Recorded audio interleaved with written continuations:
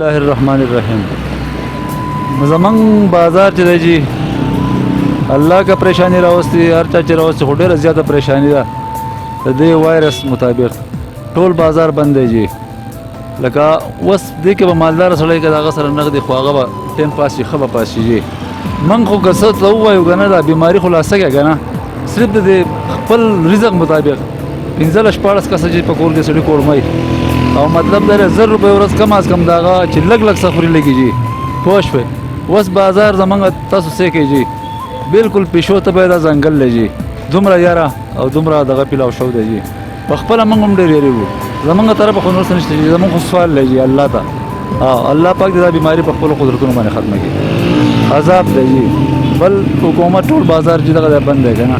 اوس دې خلکو سره به څه کېږي چې دا خلک به څه کوي چې اوس بچي د هغو د ولږ هم لګي غلاګانې به کوي جي، څوک به بل به وژني جي، څه به کوي، څه طریقه خو پکار ده که نه جي. مونږ خو مزدورکار خلک یو جي، مونږ خو ډېر زیات په دې شته ماحول کې ډېر زیات تنګ شو جي. که مرو او که نه مرو خو بس د غریبۍ او د غربت ته لاسه به خراب شو جي. سړی ځان له مطلب د میاشتې سټاک نشي جمع کولی جي، د ورځې حساب دی. مزدورکار نه تپوس کوي جي، هغه تر دې خبرو ښه احساس کوي او پته ورته لګي جي. کاروبار خو بس مهنګایي ده او کاروبار نشته، کاروبار نشته او حالات د بازار بند دی او بس حالات ګرانې خو ډېر مهنګایي ډېره زیاته ده. موږ د ورځې 300 روپۍ نه پیدا کوو او دړۍ وړه پې نه شو اخیستی. پوه شوې؟ نو دې ته کرایي ته کوو، بیل ته کوو، څه ته کوو، هېڅ هم نشته. لکه کاروبار او دوکانونه بند دي. چېرته دا اوس ما دا یو ټرپ را اچولی دی، 50 روپۍ دی دې ګورئ، 50 روپۍ دي. نو 50 روپۍ څه کېږي؟ حکومت ته زما دغه دی زموږ د غریبانو سره دغه وکړي او تعاون وکړي زموږ سره. اعوذ بالله من الشیطان الرجیم، بسم الله الرحمن الرحیم. زه 40 کال چې دی بری بازار کې کار کوم او کور مې هم د کرایه د 15000 روپۍ میاشت ورکوم او په هغې له پاسه دې بازار ته زه راځم. مطلب دا دی یا 40 روپۍ د 1500 روپۍ ګټلې یا نه، یا 400 ګټلې یا نه. موږ حکومت زموږ سره مهرباني وکړي، زموږ سره د امداد وکړي چې مطلب دا دی زموږ دا تکلیف در سره شي.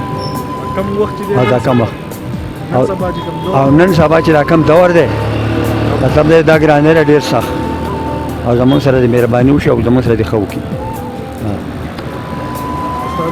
زما نوم علیم جان.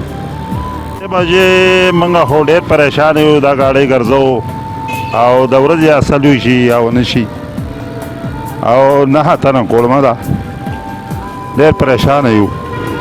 الله دې زموږ ثواب وکړي. خو لکه مطلب دا دی چې دا وایرس د وجې نه ټول عوام ته تکلیف دی، بازار بند دی. پوه شې؟ او پته نشته چې څه به دې جوړېږي. پوه شې؟ خو بس موږ څه نشو ویلی، نو د الله رضا ده. پوه شې؟ او نه څه بله څه ذریعه زموږ شته. پوه شې؟ که ماښام له څه وګټو بس هغه الله پاک چې کوم دی دغه کي، نور هېڅ هم نشته زمونږ. غریبانانو سره به څه کوي؟ پوه شې؟ کم حدله به ورولي. زما نوم بخزمین خان دی او زه یم د جورې اوسېدونکی یم، د خانانو په کوټه کې یم. اعوذ بالله من الشیطان الرجیم، بسم الله الرحمن الرحیم. الله پاک دې په موږ باندې، موږ خو مزدورۍ ته ناست یو، دا ګاډۍ ماډۍ زموږ سره دي. اوس په دې موقع کې سهار راغلی یو پیره مې چې کوم دی نه کړې ده د 50 روپو، په هغې مې ډوډۍ خوړلې ده. باقي وخت کې به مطلب دا دی زه به تش ټور کور ته ځم. الله پاک دې په موږ باندې د عذابونه چې کوم دي، د عذابونه د الله پاک په موږ باندې په دې مخلوق باندې ختم کړي او الله پاک دې موږ د دې عذابونو نه خلاص کړي او د دې مصیبتونو نه د الله پاک موږ خلاص کړي.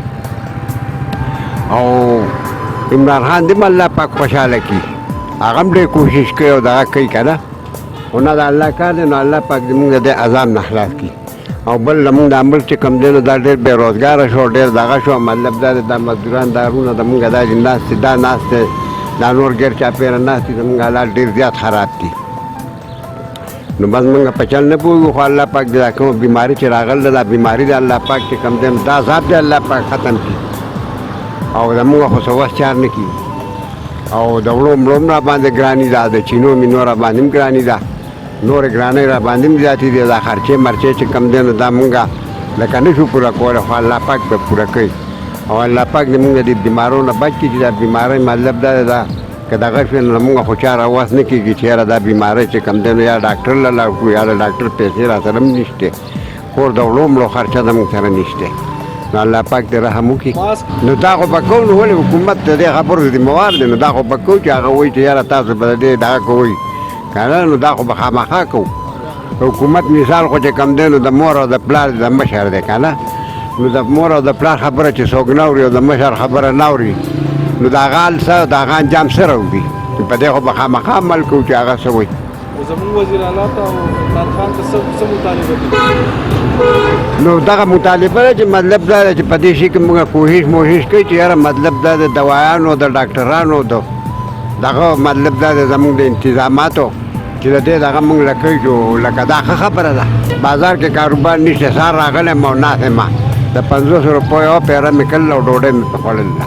لکه ښه دی غریبانانو له مطلب دا دی چې موږ پکې حساب کې او موږ له پکې دغه وکړي نو لکه ښه خبره ده غریبانانو او غفور خان او وسو نه کېږي دغه غریبانان یو دې نه راوتي او دغه غریبي کوو نور څه چارو نه کېږي بې وسه یو چارو وسو کېده نو دا هغه به موږ نه کوو یاره که چا د وسه څه کړي او سره وکړي نو ښه به وکړي حکومت دې دا وکړي